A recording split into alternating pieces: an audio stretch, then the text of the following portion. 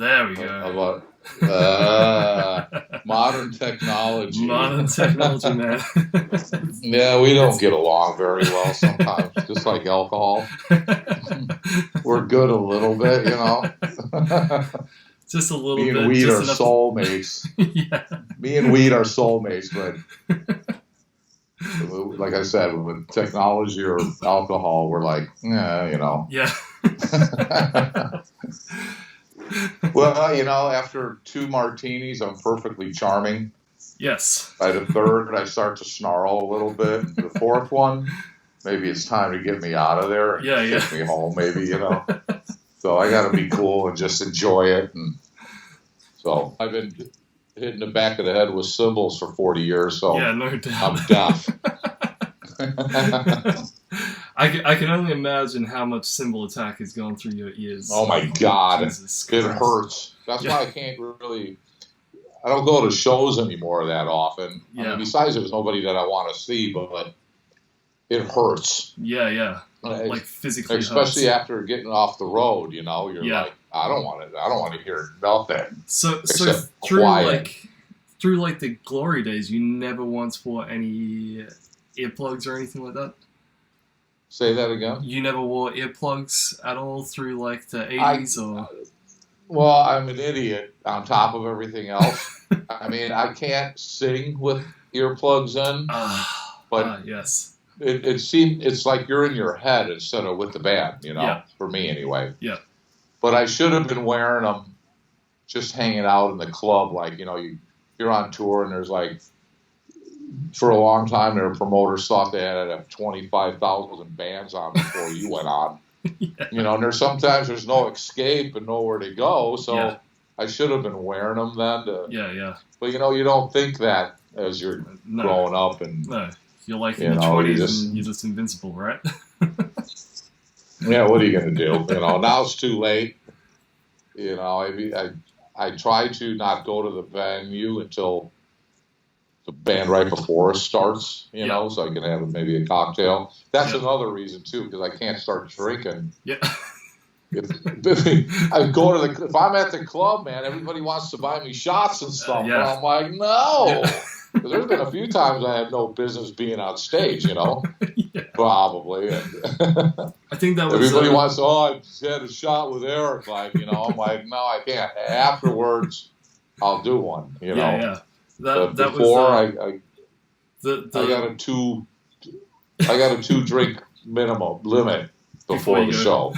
Yeah, I remember it was the Viper Room the last time I saw you guys play. And you were walking through the crowd, and I was like, Eric, want a shot? And you're like, no. You kept walking.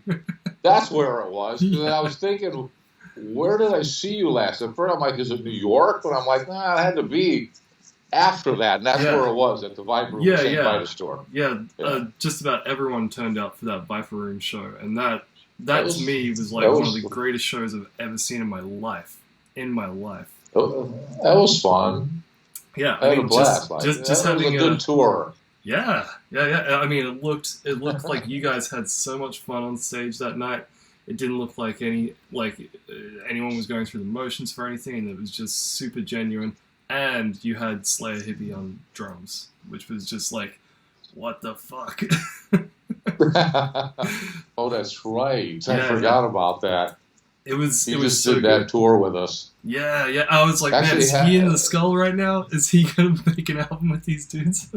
Yeah, actually, Henry's been jamming with us lately. Wow. Actually, the last couple tours we've done this. 2019, we did kind of a lot of touring, and Henry did a lot of it.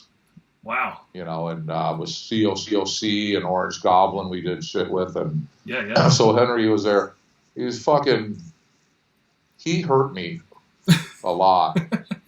He's fucking pounding, man. Yeah. You know, he's the John Bonham of Doom or something.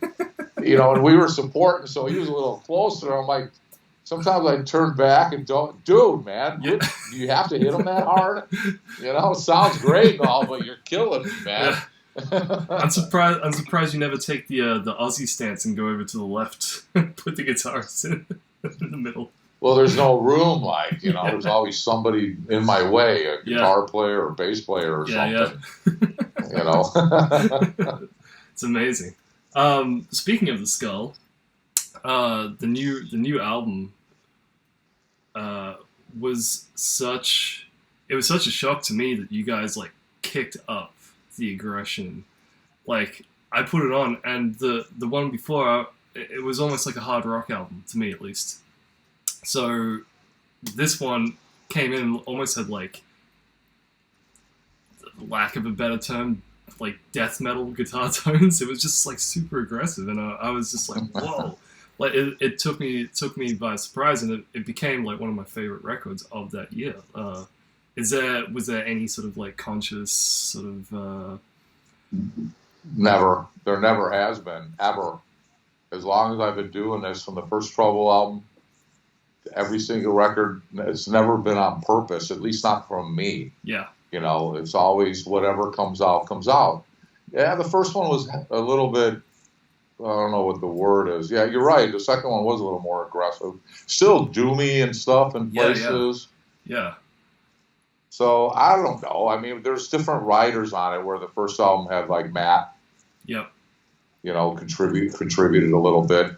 It was just, I don't know, you know, it's just what, like I said, whatever, them guys always like, let's write this and this. I'm like, you can't do that.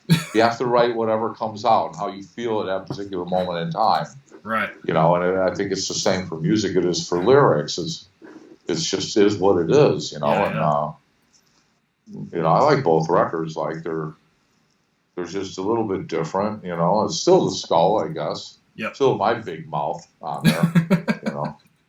Well, it sounds awesome. And one of the most important things about doing this for me is to make sure in this trying time that we can get some people supporting you guys. So what is the best way off the top of the bat for people to support you, support the Skull, in terms of like buying merch or like spinning stuff on streaming platforms? Well, that would be great, you know. Is there a particular website that they can go to get merch that directly like helps you? Yeah, we haven't advertised it yet, but I'm in the process of setting up my website, right, with official Skull merchandise right now. So right. I think it's kind of done. We're waiting on a couple new shirts, and my website is ericwagnermusic.com. So okay. I think I put a shop button now up on the Skull page, but we're waiting for. We just got a long sleeve coming, a new shirt, and Sweet. I was kind of waiting to get those in stock before we just advertised it. Right. I hate, and make sure we got everything. So that's going on right now. So there's going to be some new things down the road. I'm finishing up the DVD for the Skull right now, and that's going to be up and running pretty soon. Well, after the first, we did the first two were lyric videos, then we did a video for The Longing and a couple other ones, and I'm like, hey, why don't we do something for every single song? Yeah. And have like a little visual for every song, and it always helps. So right now we got like 3 tunes left to do on it, and we're starting to find out that we need to get a little creative here, so everything isn't the same, Yeah, absolutely. So it'll be fun, it'll be cool, and that should be out, I don't know, maybe later on this summer or something like that. Yeah. And so we got all the time in the world right now, since we probably are not playing. Yeah, it sucks, but it really does. So we're going to do that. We're talking about, well, right now I'm working on, besides the DVD, I'm working on a solo album too. It's almost finished with that. And then we're going to start on a new Skull record pretty soon, start writing for that. But we were talking about doing some kind of storytellers thing maybe in the fall. Oh, yes. That and stuff, which, well, we did it in Belgium for Desert Fest, whenever that was, and they wanted us to play a little show in the basement in a room and not say anything and just have like a certain amount of people come in. Right. So we turned it into I started yakking about songs. We turned it into a storytellers, and everybody had a great time and loved it, And I'm like, wow, we should do something like that. And do some tunes off both records, do a couple trouble songs and stuff, and just talk about it a little bit. And so that's in the works right now. Maybe since some of our shows this year, we weren't going to plan on playing anyway that much this year. Yeah. Everybody was kind of exhausted from last year.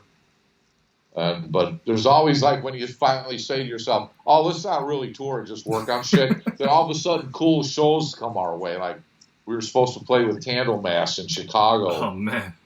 Actually, I think Monday. But that got postponed. And all the other ones, Psycho Vegas in August. Yeah. I don't see that happening either at the moment. I mean, there's a lot of bands playing that are from Europe and stuff, and from other places. I don't see them letting all these people in. No. And having that kind of people in one place by August. I don't see it.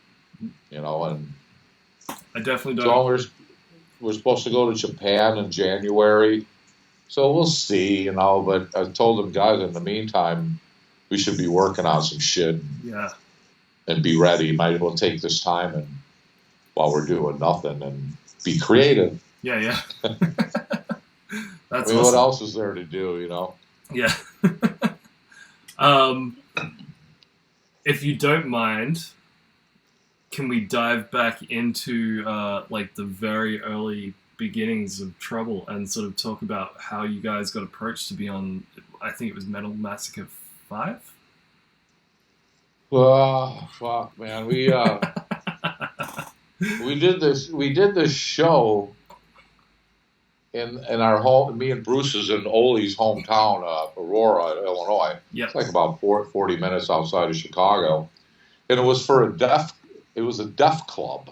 The people were deaf. It was freaky, man. What? We were jamming, and these guys went nuts, man. They had their heads up against the amps and the PA and all this. It was a And we happened to record it. Wow. Okay. And we kind of had a cassette out. Mm-hmm. You could. Some people still have it. I got it on a CD from somewhere. I don't know. That's amazing. But Brian from Metal Blade heard it. Somehow got a hold of it and asked us if we wanted to be on Metal Massacre 4, and we were like, okay. So that was actually our first time recording a song for something, a new one. I think it was The Last Judgment, and so then he asked us if we wanted to do a record. We're like, fuck yeah! We're just young. We bought a van and drove out to California. Yeah. And with that van, I remember like the first time that I ever was hanging out with Bill Matoya. I was like, dude, one of my favorite records you've ever recorded was the first Trouble record, Psalm 9 or self-titled, whatever you want to call it. I said, like, what's like one amazing thing you can tell me from that session? And he says at some point someone like kicked up a whole. So Bill said that there was a that there was a big like commotion going on outside the studio, and so he walks outside and you guys are all like all pissed off, and he sees that your van's being towed down the street, and he starts laughing, but then he turns around and then his car gets towed. Like he sees his car pass. Well, I don't remember that, but there's not a lot. I mean, you know what? I'll never forget, even though I can't remember.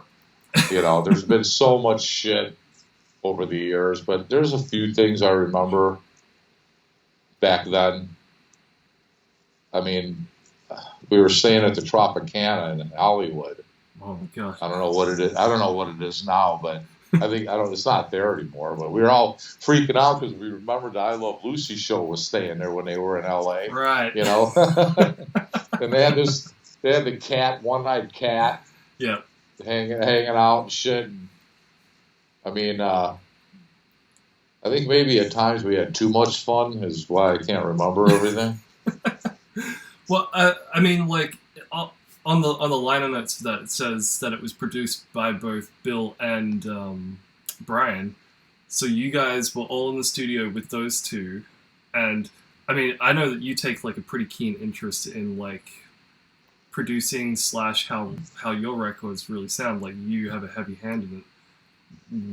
From that moment, were you pretty interested in it, or were you sort of like letting those guys sort of take the lead and just hanging back? Well, actually, Brian wasn't in the studio too much. We actually kicked him out at one point. But I think Bill, he was the engineer. So it was like produced really by. The thing about it is you have to work together. Yeah. For the common good, and you can't just have one guy like it and one guy don't, and this guy's like okay. It's like everybody needs to walk out of there with a big smile on their face, saying yeah. You know what I mean? Yeah. That's a good record, Yep. at least to us. Then, so if we like it, then there's a good chance other people will too. Yes. But if we're divided amongst ourselves, Mhm. then right then and there, the album's going to suck. Yeah. When it finally gets out to the people, because we're just 5 dudes and an engineer like that can't agree on it. So what's going to happen out there? Like, That's a pretty good rule of thumb. Well, actually, we were just learning too. That's the first time we did something like that. And I think when I really started getting into it was when we signed with Def American. And Right. Rick Rubin is the guy that actually taught me.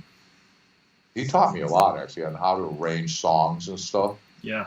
And to go by, me being a singer, I have to sing it, so it has to make sense to me and Yep. the flow of the song. Guitar players, they like writing a lot of parts that, for me, I grew up, in the late 60s, 70s, where,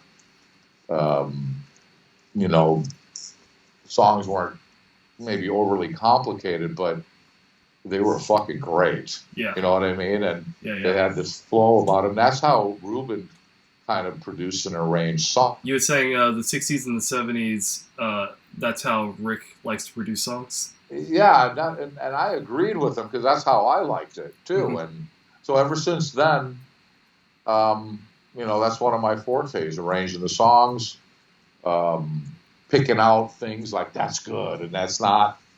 Because I'm not a musician. I'm a fan of music and how it should flow and make sense. And it's funny when I'm doing demos for bands. Well, I used to do it more than I do now, and the singer, like, for some strange reason, they got to sing over everything, And I'd be like, push the button. I'm like, did you just hear that little drum fill that dude did or the little guitar lick? No. I like, why? Why? Because you're fucking singing over it. Like, let it breathe, man. Put it in where it goes. Like, it's about everybody. It's not just about one guy. You know? Yep. So I love doing it. I love helping the young guys with their music and their dreams, because people helped us too, and I love doing it. I got to produce an EP for my son a bunch of years ago, and I'm just like, damn, how cool is that? Like, to do it, bring your kid into the studio and do an EP with them. That was like, that's like some full circle shit right there. Oh, that's awesome. That was awesome, dude. That's so cool.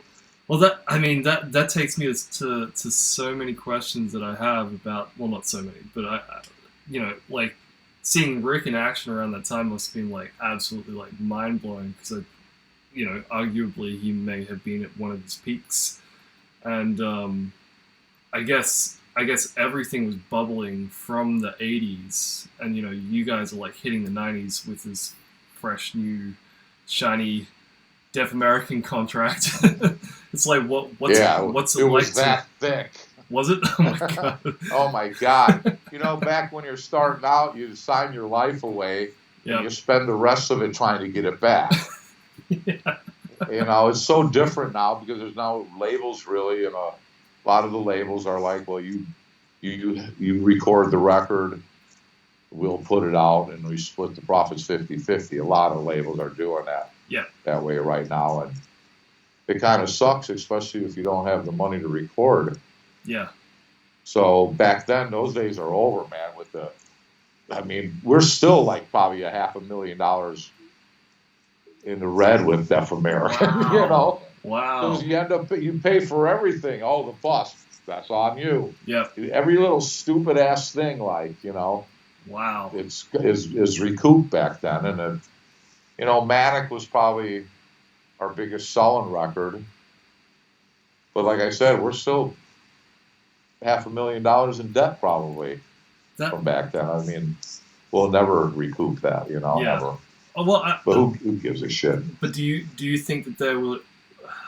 I mean, one of the things that sort of like troubles me the most is that those two records are like, they're like largely, I don't think they've ever like had second runs of being pressed or like, yeah, I think they've largely been put to the side in terms of like some sort of obscurity that like they're not on like streaming platforms, they're not like, you know, all the videos that you guys did through that time, like that, there's no official copies up on like YouTube or anything like that.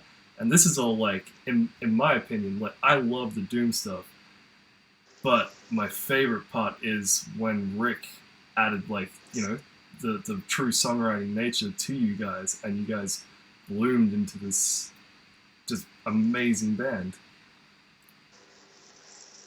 I don't know what's up his ass and why he won't give those up. I have no idea. Oh, there's like an actual struggle? I don't know. I haven't talked to him. And I know them guys, the other Trouble guys, have been trying to get the rights to those two albums for a while, but there's no... I mean, the last time I actually kind of heard from Rubin was when I was doing the Probot thing. Yeah. And the guy who played bass on that song and MTV thing was one of Rubin's engineers that he would use. And I was going to ask who that was, actually. What's his name? Nick something. I can't pronounce his last name. It's kind of long. Right. It's got too many syllables or letters. And he said to Rick, he talked to Rick and said that, yeah, I'm here in New York with Eric, like, and we did that Probot song on MTV. And Rubin told him, well, you know, tell him I said hello, and I'm glad he's still doing it. And that was it. So I have no idea. Obviously, he doesn't really need to, no. You know. But I know a lot of people say to him sometimes that know him, like that Trouble record, that self-titled, is like the best record he ever did, and I don't know if he digs that or what, you know what I mean? But so I don't know, man. That's amazing. I have no idea. Yeah, I argue that is one of the best records that he ever did too. Like it just blows my head off, especially like through R.I.P. Like some of the guitar parts and the way that you guys come in with the chorus is just. Yeah, it's probably one of his best albums he ever did that didn't make any money for him, you know. It's so weird that it didn't, but I guess it was just like a weird transitional period of time too. I have no idea, you know. I mean, I can't really make excuses and stuff. I don't like sounding any way. There was some mistakes made, you know, and Warner Brothers and shit. I know one thing that happened for sure is, you know, back then when we were on tour with Pantera, I'm going outside to have a cigarette. Yeah. When we were on tour with Pantera back then, they had these people called WEA, Warner, Elektra, and Atlantic, where they were together and promotion and shit like that. And every show we did, there was a representative there. They came into our dressing room saying, and this was after we did the Memories Garden video, and we were supposed to, Warner Brothers wanted us to do a video for Rain. Mm-hmm. And so when it came down to it, Rubin said, no, I don't want to do that song. I want to do Excuse Me. Then all of a sudden, we never heard from Warner Brothers again. Wow. And that's when we I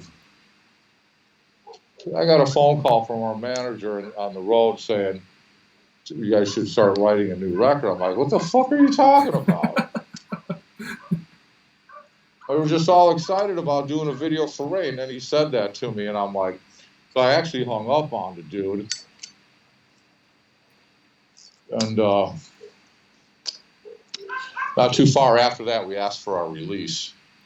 Oh, right. I mean, you know what? That's when we did Plastic Greenhead, and I'm sorry, but Warner Brothers is Warner Brothers. There was a lot of good bands, and they broke a lot of bands. And if they want to do a certain song, I would have to say you got to say okay. Yeah. And not no, because they're like, okay, fuck you then. Like, we'll just do somebody else. Yeah. And I remember the vice president of Warner's brought me in there and showed me around, and he loved it. He loved Memories of Garden. He was a huge Thin Lizzy fan. Yeah.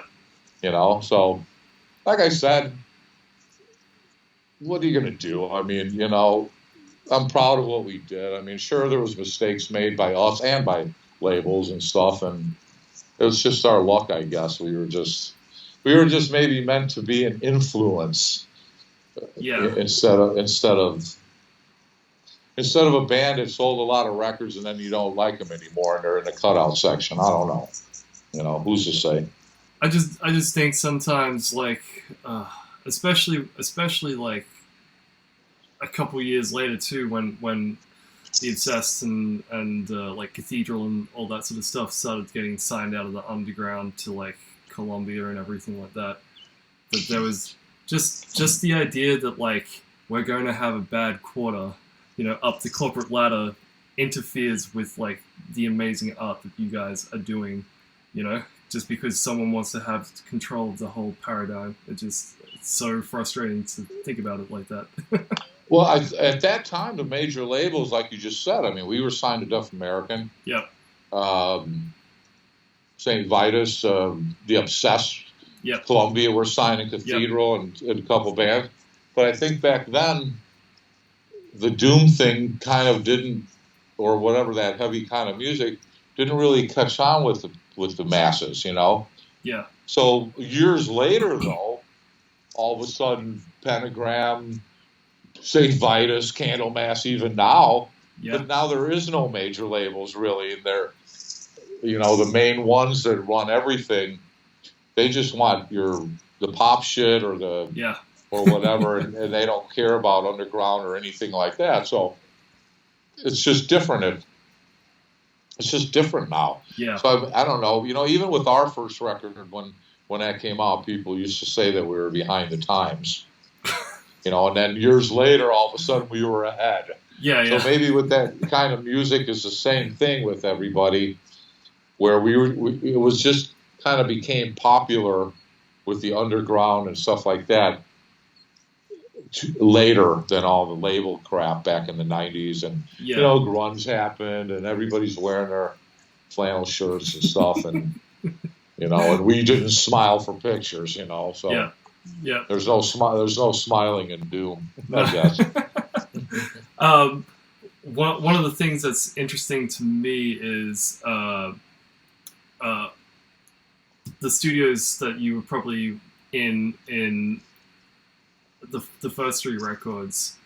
They must have paled in comparison to whatever you went into with Rick.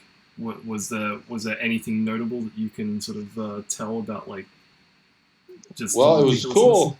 Yeah, because that first album, we actually the self-titled one, we went into Sound City, and it was cool when Dave Grohl kind of put out that little documentary. Yeah. Of that studio, and I guess he owns the board actually. Yep. And it was cool seeing it because I remember being in there. We did like basic tracks in there. Right. You know, and then seeing all the history behind it and all the cocaine that Fleetwood Mac did in there and shit like that. So yeah, we went from a small budget to all of a sudden there was no budget. It's just record the record. Yeah. And whatever it took. That's why we're so far in debt with it, you know, because we spent, I mean, Manic Frustration, we probably spent $100,000 on that record. Oh my Those God. days are way over. Oh my God. Way, you know what I mean? That's not nothing compared to some of these other party bands from the 80s that spent $1 million, where half of it they went up their nose and the other half you know, went on throwing shit out the windows and stuff. Yeah. And so, because some of it sounds like shit to me, like, so they didn't spend a lot of it on the recording. It was all partying and having fun, like, you know, but those days are way over. Yeah. But is there anything that you can remember of like hearing the record done and sort of it playing back through that whole board and sound system and just going like, yeah, we might be onto something here. It's just, it was a lot of fun, you know. In Manic Frustration, we recorded up in the mountain in Malibu at Moody Blues Studio that they built. So we lived up there. What was it? I can't remember what it was called now. Indigo Ranch. Right. And we lived up there too. It was so amazing. Like, you come out and there's like avocado trees and, you know, you smoke weed up there. You can see the ocean from way up there. And man, you got high up there, man. It was good weed or something. I don't know. So it was a lot of fun recording that way, where you didn't really have a budget so much. You know, it was just making the best record you could. I mean, we were never one of these guys wasting money for no reason either. Yeah. And Rubin knew that, and he let us kind of do what we wanted for the most part, you know. Yeah. That's awesome. That's awesome. And like, the Manic Frustration record is, I would say, a little more trippier, a little more left of center, or the treble center. Yeah, it was like, a little more psychedelic. Yeah. The first time I heard that, I was like, this is way different to the previous one. Well, they let me. I think that was my fault. Because that's really where I come from more, you know. Right. We always used to say, how does Beatles lyrics or whatever. I was into the Beatles growing up and stuff, where Bruce was into Sabbath and Ritchie Blackmore, and for some strange reason, it just fit together, you know. Yeah. Good or bad, it just did, you know. So people always used to wonder about that, like, but I think on Manic, maybe my influence was a little more evident on that. Yeah. Musically too, you know. Yeah. So it had like at least to me, it had like the spirit of like the weirdness of Captain Beyond and things like that in there. So. Well, we were into that shit too, me and Bruce. You know, we used to sit and listen to Captain Beyond and all those old Sir Lord Baltimore, his first friend. You know. So that's cool. That's a compliment, dude. Yeah, absolutely. Because I love those Captain Beyond records. I guess like at the time, being on like a top tier label, did you guys experience any like? Because I also worked in New York, you know, in the industry for a while, and you know. I am cut from the same cloth as you guys, or I'd like to think so. And being put into big industry and top tier situations as I am, I felt like a complete fish out of water. Did you guys, being on Deaf American, have those experiences where like celebrities or like just ridiculous moments where you're going like, Like I said, some things are a little fuzzy, you know. And, you know, like I said, I think a lot of people come up to me and always tell me about how helped them with their whatever was going on in their life. Right. At that particular moment in time. I remember getting so many letters from after the Skull record for that song, The Wish. Mm-hmm. And I remember one in particular, and that's when I ran away, actually, back then. I was just a kid. I mean, young in my early 20s, and I got letters from moms thanking me for helping their kids not commit suicide. I'm like, oh, my God, I'm just some fucking guy from Aurora, Illinois. Like, you're putting this shit on me, and I ran away. And, you know, because of Metal Blade labeled us that white metal thing, which... they shouldn't have. I mean, I think once you label something, then people don't make up their own mind then. Yeah. You know what I mean? And then we were just a bunch of hippies from Aurora growing up that loved Sabbath and Priest and Thin Lizzy and UFO and all these Deep Purple and shit. And now all of a sudden we're labeled white metal, and a lot of people, once they see that, right away don't even want to hear it because of it. Yeah. You know, and I'm like, you should have not said a word. Let people make up their own mind. I mean, I said just as many Satans as Lucifers than all the bands did back then. Right. You know, the only difference is that I always had a positive twist at the end because I always wrote what I believed in and not just writing lyrics because I thought they sounded cool. Yeah. You know, there's no band, there's only one dude I ever met in all these years that at the time actually was into all that satanic shit, and that was King Diamond. Mm-hmm. And he was still a nice guy and everything, you know. But I heard he changed his tune a little bit too after he had hard stuff or whatever. I don't know. Yeah, you know, I haven't talked to him in forever, but. So all these, you know, Venom, all these Slayers, all this shit, they weren't into that stuff. They were just, that was the times. Yeah. You know, Metal Massacre, not Metal Massacre, what were those albums? The new wave of British heavy metal. Yeah. You know, with that first one with Maiden and Angel Witch on it and all that. Angel Witch, I loved that first record. That was, to me, at that particular moment in time, that Angel Witch and Ozzy's first solo album, were like the two records at the moment. Wow. You know, along with whatever Motorhead was out at that point. But yeah. You know, so. And I put Diamond Head up there. Lightning to the Nations. Who? Diamond Head. We actually, I backed them up with my Blackfinger band outside of Chicago one time. That's I don't remember when it was, 2014 or whatever, I think. Some club outside of Chicago. Wow. That's incredible. So, well, it was cool, like, you know. Yeah.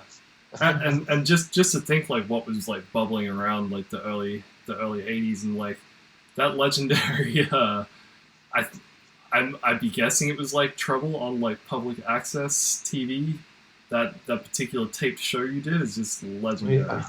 Yeah, that was it's weird when I see it because it was like we weren't kind of into that kind of thing, like, and it was like that was the first time we ever did anything like that, and we were faking it, you know, and we're used to like live and feeding off the audience and shit, and here we are faking it to the record, like, you know, and actually the date on the YouTube stuff is wrong because, and people think, oh, this came out in '82. I'm like, well, if you listen, it's the first album, like, which came out in '84. Yeah.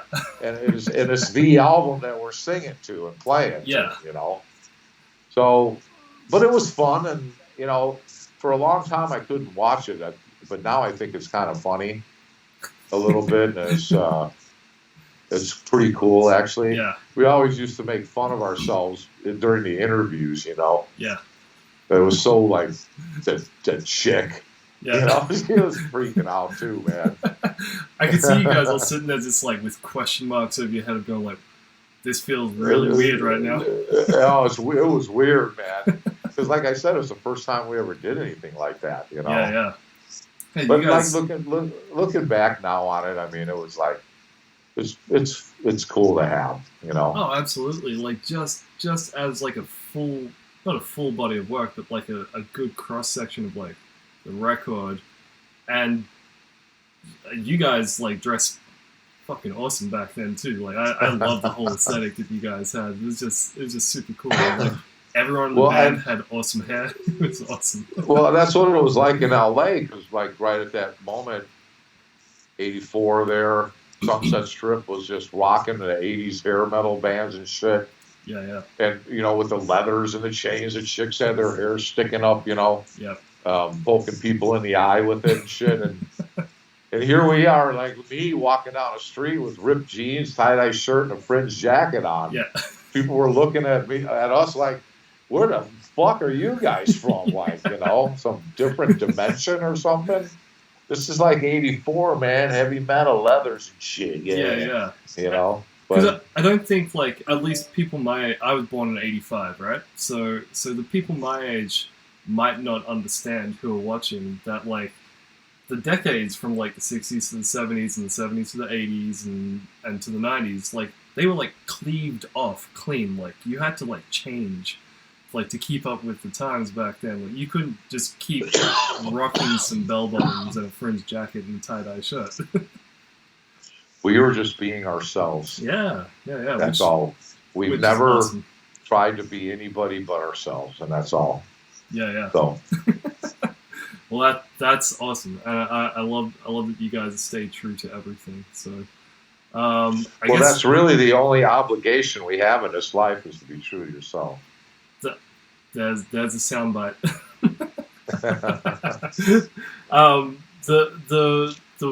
The one thing that I wanted to touch on, like, after Plastic Greenhead, which, I mean, that song in and of itself was awesome. Like, still one of my favorite riffs of all time. But you guys went on like a hiatus, and then I think somewhere around there you did sometime in that obscurity you did the Probot record, or you did one song for the Probot record. How the hell did that even, like, transpire? With Grohl, you mean? Yeah, like, well, you know, I left Trouble after that Cathedral tour we did with them. It was just like a mess in a way. We were arguing with each other, but, you know, the usual bullshit, like, and I just wanted to do something different, my own thing, and I ended up doing the Lid record after that, and then I just ran away from the music business. right. So I come home one day, and there's a message on my answering machine. We still had answering machines then. Yep. And it was this dude like, hey, man, this is Dave Grohl, man. I'm doing this album called Probot, and I want you to be a part of it. I'm like, bullshit, you know. So I didn't even call back and do nothing for a couple weeks, and then he called again. And I'm like, all right, I'm going to let this fucker have it, you know. And it ended up being him. Oh, man.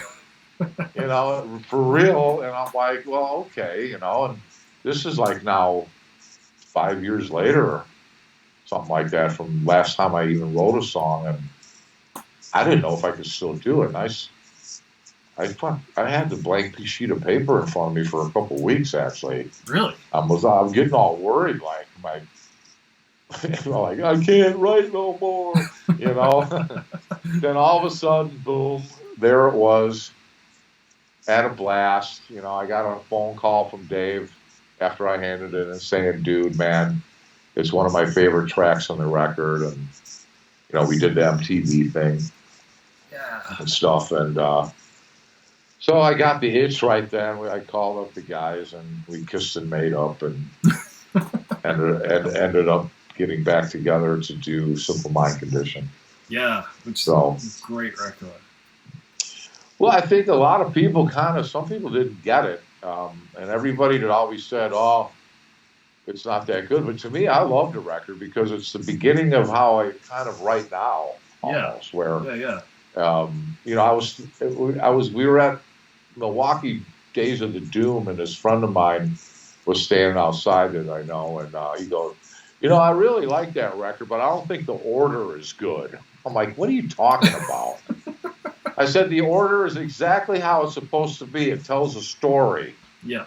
And I never wanted to say concept album, but it was a story, and it's about coming to this planet, and they want you at first, and then they kind of ignore you and, you know, your parents and whatever, the same bullshit, a lot of people's story, and, you know, it's a full circle thing. And so I kind of was telling him about it, and then the next time I saw him was at, like, Maryland Doomfest, and he comes up to me, he goes, you know what, man?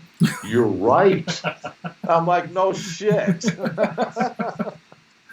That's amazing. So I like the record, and to me, it's not, you know, it's not my least favorite Trouble record. It's actually, Actually, Run to the Light was for some reason. I don't know why. It was a weird time right then. Yeah.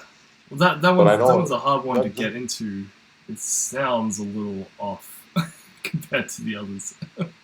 I hate the mix on it. I heard Bruce actually has a cassette of that record before it got mixed, and it sounds just like the first two because really? it's us. Wow. Yeah, and it sounds great, and the guy who mixed it, Metal Blade, sent him in. It was the first album we recorded in Chicago. I thought the mix just sucked.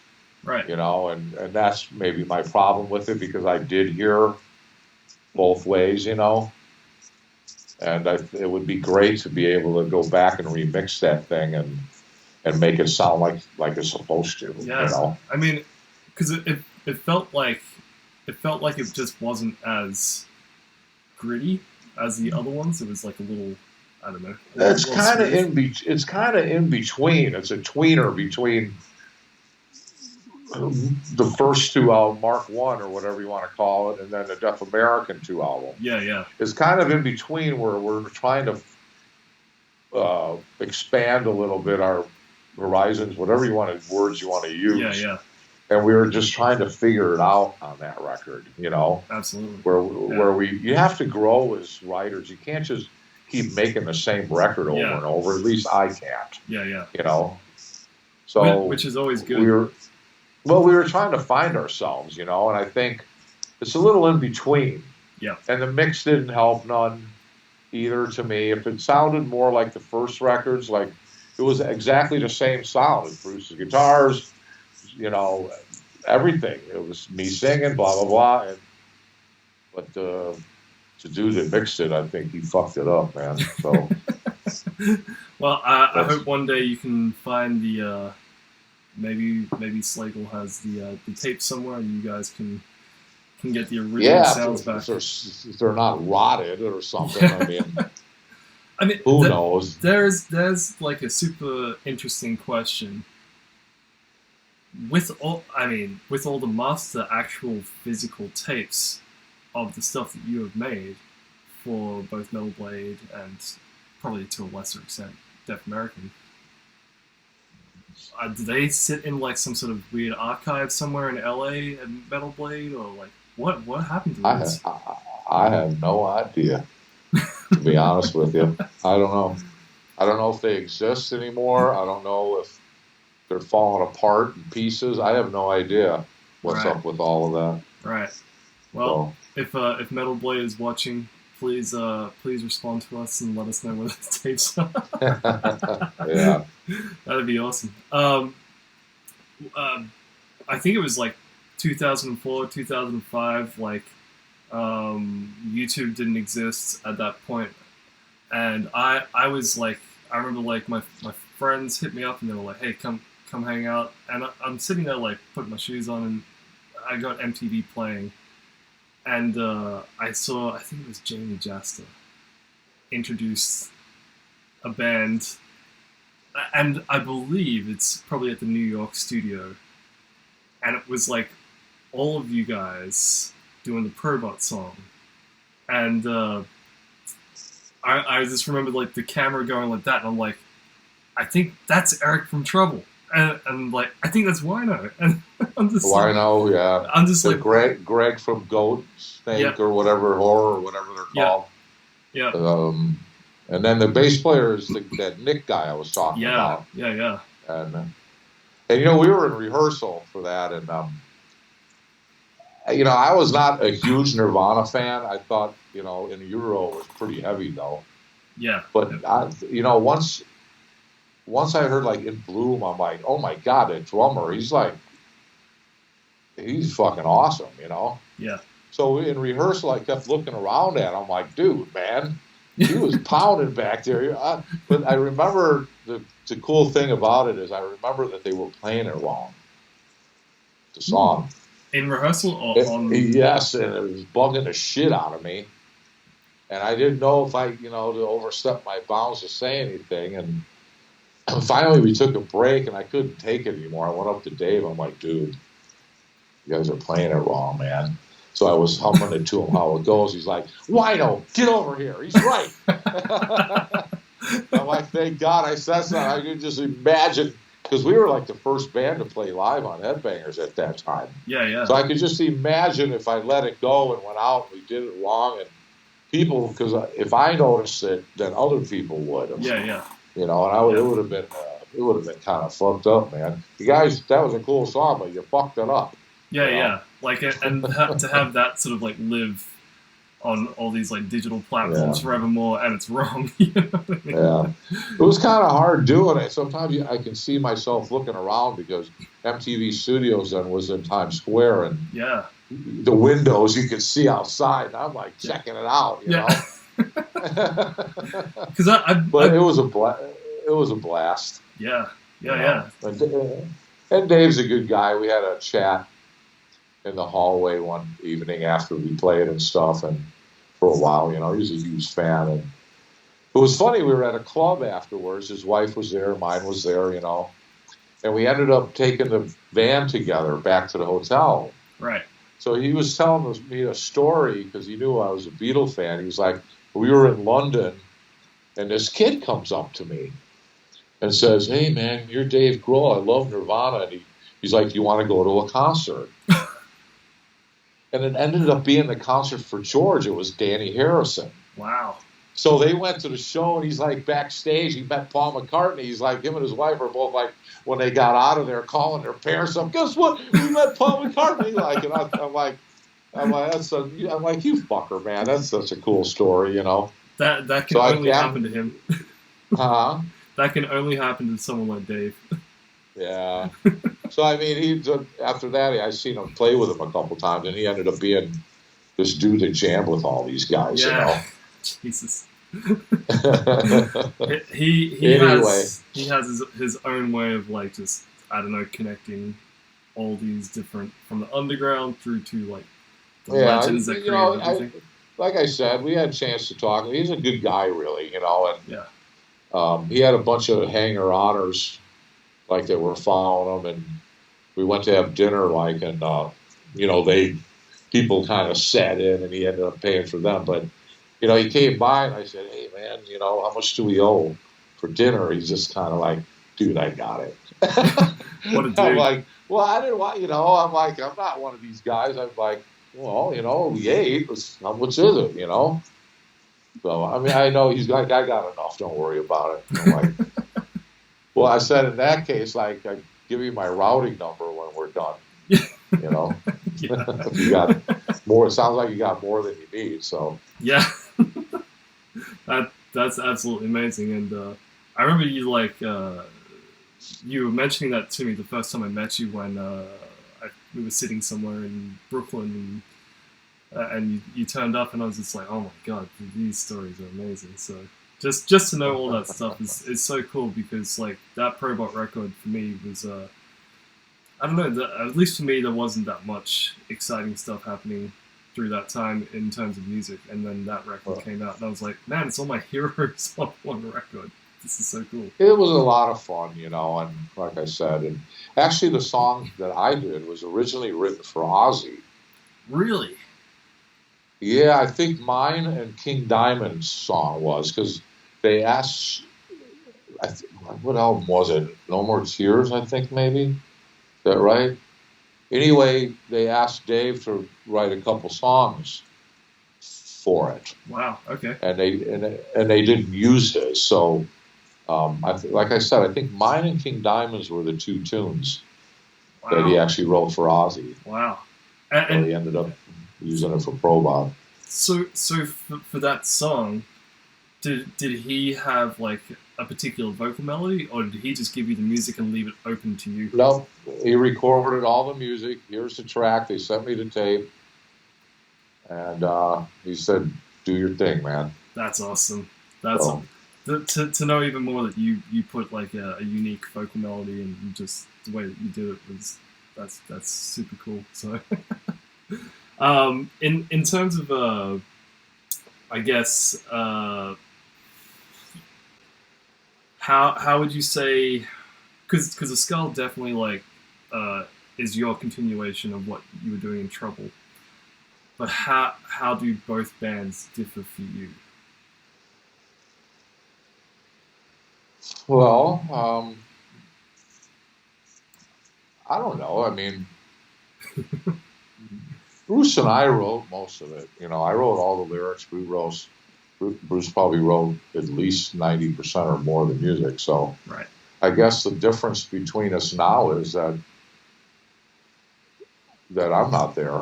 I guess. Yeah. I mean, I wrote the lyrics, the song titles, the album titles, all that kind of stuff. So now I'm doing it, you know, with the Skull.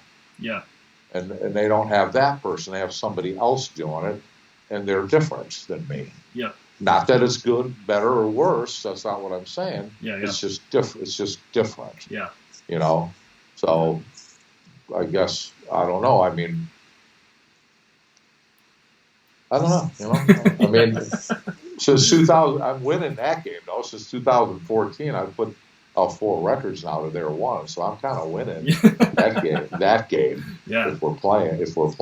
Yeah, for sure. Well, I mean, like Lothar, seeing him play for the first time that time in Brooklyn was I was like, that guy is incredible. And then the Viper Room show that I saw a couple of years later, where I was like literally like standing in front of him and his amp watching you guys play. I was just like, wow, this is a force to be reckoned with right here, you know.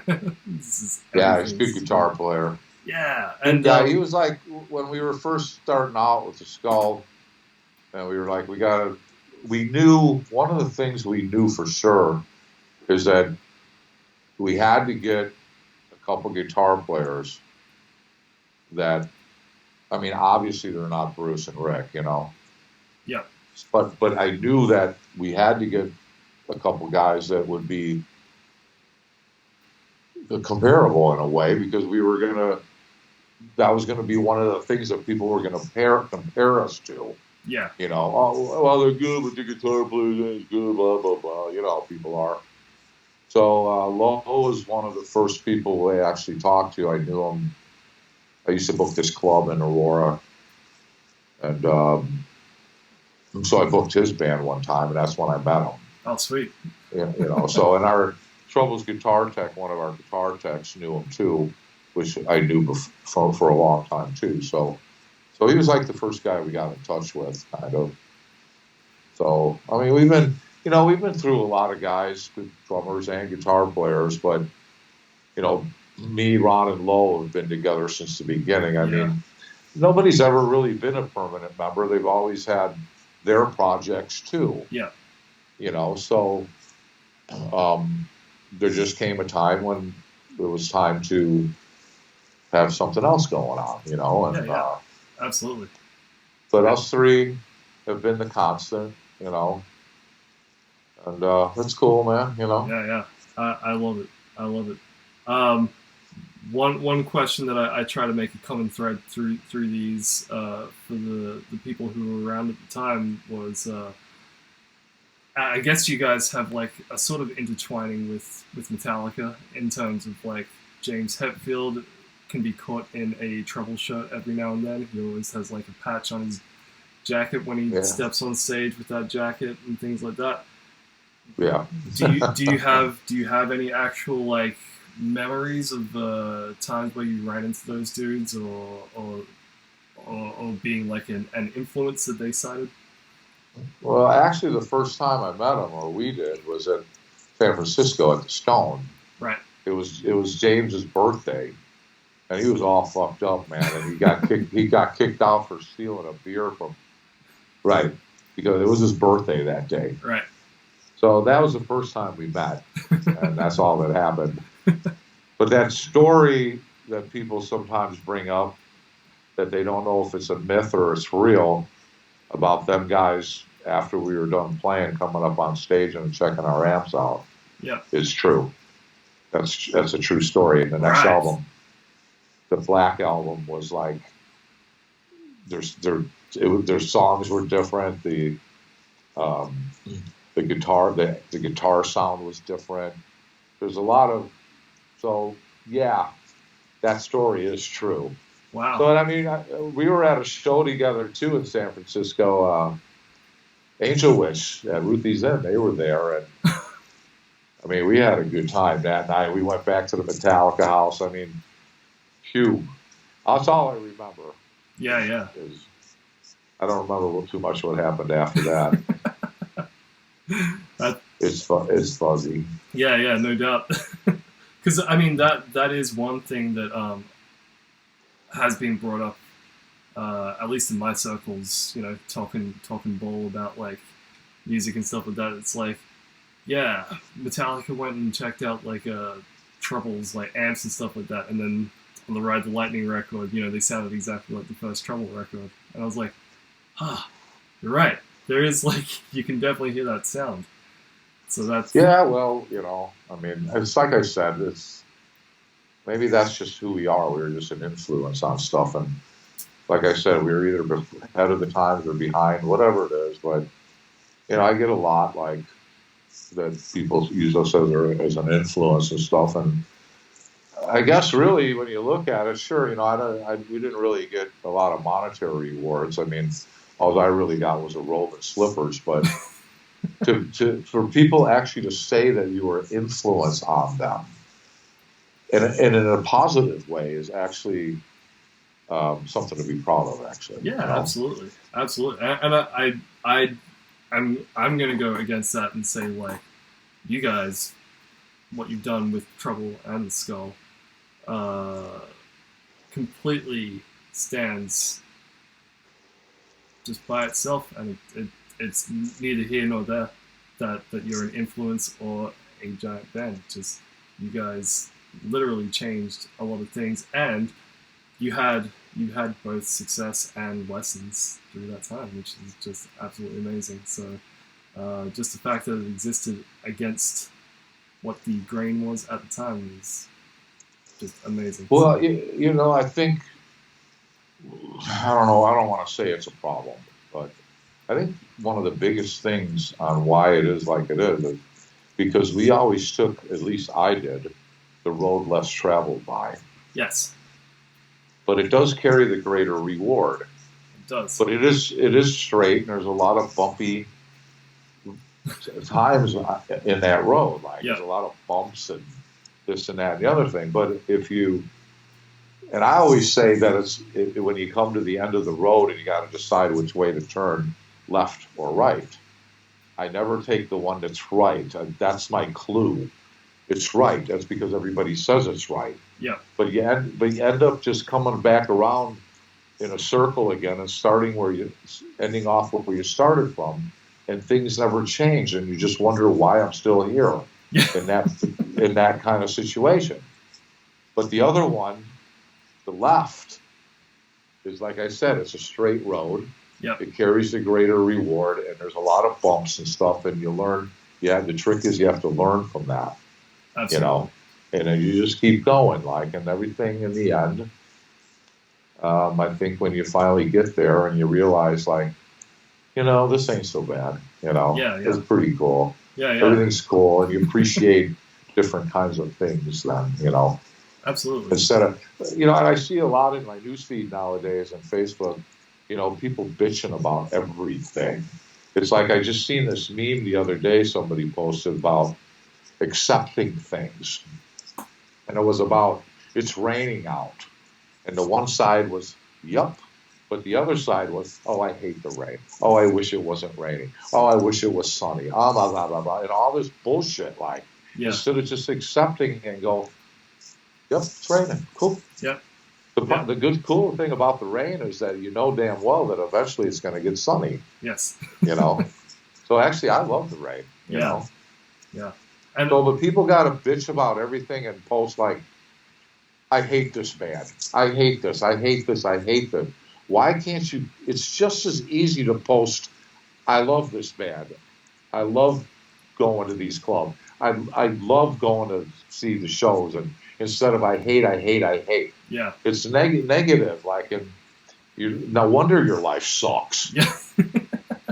You know what I mean? Like, it's like, And I think that's like one of the strongest things that can be attributed back to you. And you touched on it earlier, is that all Slayer was like hell and brimfire. King Diamond was like satanic rituals and like all spirit summonings and all this sort of stuff.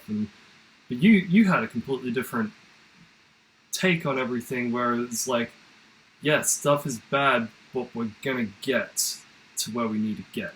And well, of course. And I love that, because like I hadn't heard anything like that when I first heard Trouble. And even the Slayer guys, Tom, man, he's just when I met him, we did some shows back then. We did I think we were recording the Skull, and we took a break and did some shows with Slayer up and down the West Coast a little bit. And wow, dude is just a fucking pothead, man. We just sat and smoked weed all day long, So, it was fun, people. That's why Rubin signed both of it. He thought he was getting heaven and hell.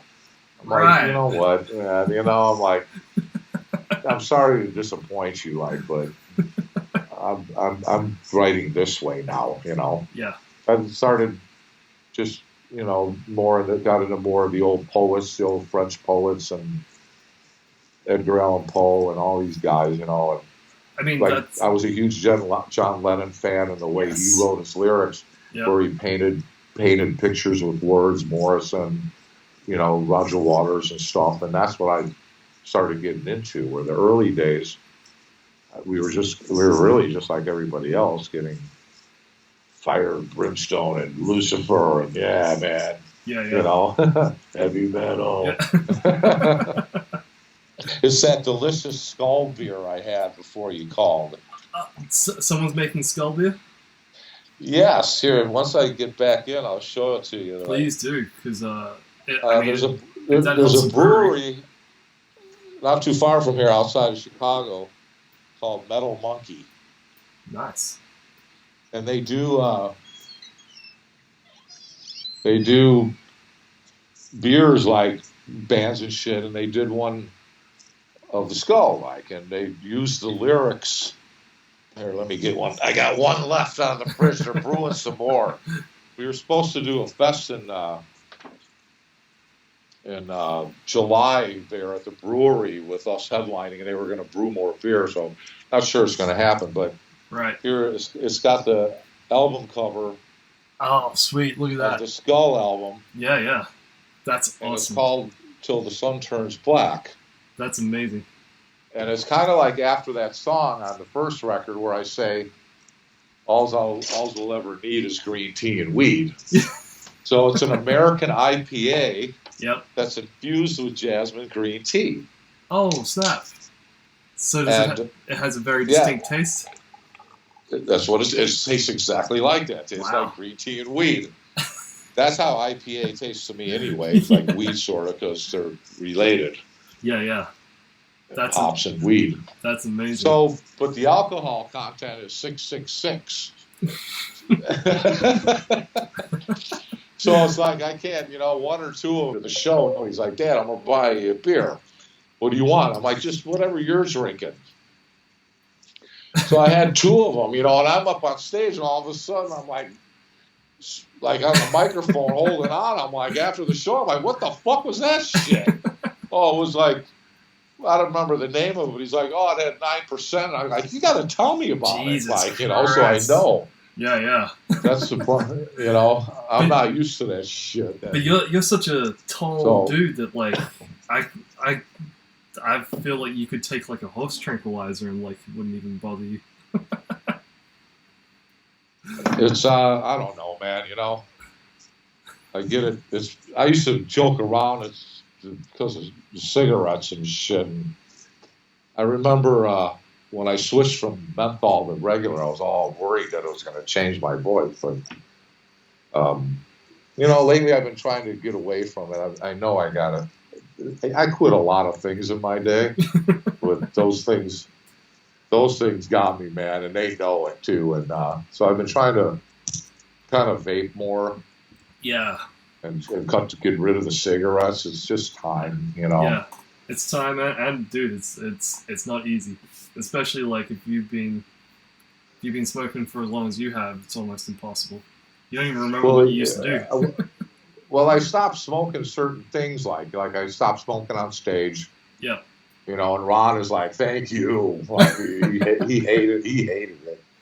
You know, because he hates the smell of cigarette smoke, and I do too. If like you come into somebody's house and they smoke, it's awful. Yeah. But,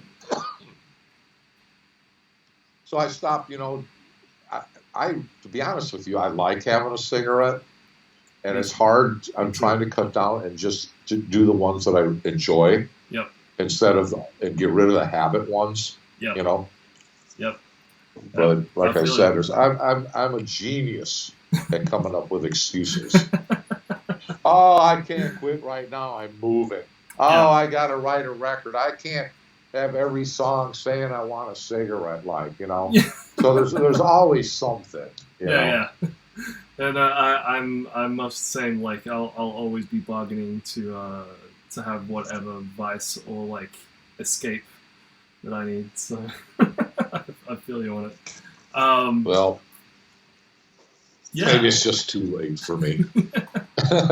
Time will tell, man. Time will tell. I don't want to hold you up for too much longer, but one final question, perhaps, is top 3 records that people should have in their record collection. What would you say people should have as 3? That's kind of tough, like, because, you know, I come from the school where just because I don't like something doesn't mean that it's not good. You know what I mean? Yep. And for me to say then what people should listen to, I don't know, you know.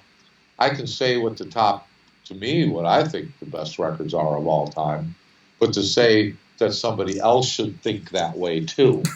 But I hate when people say, "Oh, I hate them. Oh, they suck." I'm like, but they sold 5,000 billion records. Like, somebody liked them. Like the Beatles, for instance. When people say, "I hate the Beatles. They suck." How do you hate the Beatles? You might hate them, but they don't suck. Yeah. You know, like Bruce Springsteen. I hate his fucking guts. But I understand why he sold why he's Bruce Springsteen. Yeah, you know what I mean? Yeah. Just because I don't like it doesn't mean it's not good. But to me, my favorite 2 records of all time is like The Godfather Part 1 and 2 is Rubber Soul and Revolver. Wow. Okay. Amazing. And you know, like, to me, outside of maybe the Beatles, I think one of the greatest records of all time is Pink Floyd Animals. Yeah. I mean, it's like you used to have like the CD in your car, you know, and you're listening to that record, and you get home, you turn the car off, you go in, sleep and stuff, and you come out the next morning, turn your car on, and it starts right where you left off. Yeah. And you're right there again. It's like the whole thing is so different. Yeah. That you never get sick of it, you know, like. And to me, all the time, when you hear a new song, and you love it right away, you're also sick of it right away. But the music or albums that take a while to grow on you are the ones that last forever. Yeah. You know what I mean? Yeah. So absolutely. So like I said, Animals, and there's not a lot of records that, to me, where the whole thing is great. Yeah. You know what I mean? There's always one song on it that sucks or something like that. Yeah. Animals, man, is as close to perfect I can think of. Wow. To me, in my opinion, you know. But a lot of that record, I think, at least in my opinion, came out on Mirror. Like just the way that you sang through like the ballads of Trouble, like it had a very I don't know, like Pink Floyd-esque sort of note choice, and just the way that your inflections were. Well, Roger Waters was always a huge influence on when I started writing songs. I mean, it was Lennon, Morrison, Waters. Yeah. Are probably my main 3. To to me, Morrison was the greatest lead singer of all time. Standing there in those leather pants when I was a kid, I'm like, that dude is fucking bad, man. You know, not awesome. the greatest voice of all time, maybe, but it was just him. No. And the way he wrote with the poetry and how he wrote, you know. And I'm a huge David Bowie fan. Yep. And my favorite hard rock singer of all time was Ian Gillan. So. Awesome. Those are my four main guys, you know. I mean, Yeah, there's a lot of other guys too. John Kay from Steppenwolf, and yep. So you know, I don't know. I mean, it's hard. It's hard, man. I mean, my favorite Sabbath record was actually Master Reality. Yep. You know, and Judas Priest, Sad Wings of Destiny. Was I thought was their best record after. I'm with you on that. Well, after, you know, even Hell Bent for Leather. Hell Bent for Leather, I was 19 years old. When that came out, it was fucking great. The neighbors heard that coming out of my room, you know, but I can't listen to it anymore, where Sad Wings you can kind of still listen to once in a while. But and then British Steel came out, and that just wasn't my thing, and yeah, I never really listened to them again. Yeah. The Scorpions album with Uli Roth on them are fucking great. Oh my god! You know. Oh my gosh! Yeah, yeah. So I mean, that's that kind of music, but I like a lot of different kinds of, you know. People were asking me the greatest hard rock American band of all time. I'm like, that's got to be like Grand Funk, maybe. You know? Controversial. Early Aerosmith, Get Your Wings, you know. Yeah. Rocks and shit. Rocks. So sure. That's you know, awesome. I'm sorry, but people when all that hey boomer bullshit came out, you know. Well, I'm sorry. That's all how you can cut me down like, or us, because I'm a boomer like, and you know what, dude? I grew up with some of the best music of all time. I could play in the street. But you're the least boomer. Like you don't have any of the qualities of being like an okay boomer, because you're very progressive in that way, and even though you might like music from you know your day, your youth, that doesn't inhibit anything, you know. I think the older I get, the more I did grow up with the best music, man. 65 to 73, 75 even. Alice Cooper, Love It to Death, you know, was one of my favorite Killers. Yeah. So, yeah, but the hey boomer thing, all that did was show their sign of intelligence. That's all you can come up with is hey boomer, because we don't agree with you. Yeah, come on, you know. Yeah. That's a problem nowadays. People don't have an open mind and try to form their own opinion. Yep. Everybody is, all they do is read the headline and then bitch about it, instead of actually reading the article. Yep. You know? Yep. And that's like, and I'm using that as a metaphor. Yep. Actually.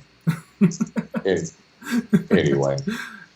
So we'll leave it there for this one. I hope in I don't know, in time we get to do a second one where I can hit you with a new line of questions, and we can see what you're up to with the Skull, and if you're doing anything else, and hopefully by then the apocalypse will be over, and you'll be like producing some more bands and everything like that. So, but yeah, we'll see what happens. Thank you so much for taking the time. I appreciate it like nothing else, and it's always amazing to talk to you. So, and my pleasure, man. I'm glad that people give a shit. Still, after all these years, man. I will be flying the Eric flag for my entire life, just going like, dude, thank you for making all the records, and thank you for taking the time today. And again, thank you for pushing for hope as opposed to pushing for doom and gloom. Well, the thing about that, what you just said, and we'll leave it there, is that there is one thing on this planet that people cannot live without. I know a lot of people, you can't live without food. No, it's hope. There it is. Is the answer. So there it is. That's how we'll leave it. We'll leave it. You take care of it. You take care of yourself. And you take care of yourself too. And I can't wait to talk again, man. And all the best. See you real soon, man. You too. Thanks, man. Peace.